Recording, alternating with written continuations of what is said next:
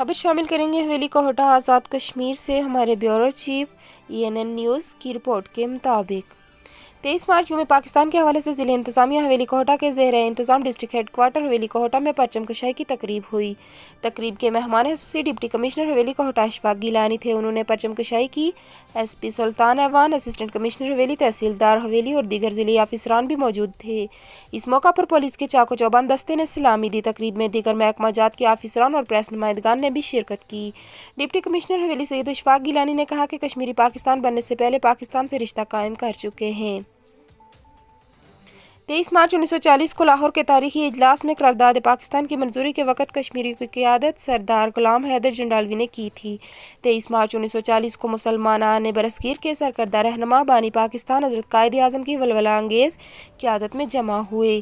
کشمیری پاکستان کے لیے کٹ مرنے کے لیے تیار ہیں اور کشمیر کی آزادی اور پاکستان سے الگ تک جدوجہد جاری رہے گی۔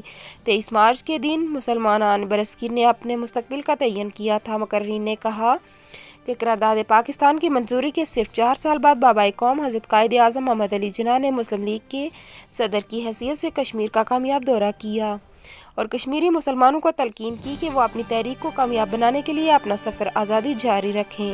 انہوں نے کہا کہ ایک تسلسل کے ساتھ مقبوضہ کشمیر میں اپنے پیدائشی حق خودارادیت کے لیے بھارتی مظالم کا نشانہ بن رہے ہیں۔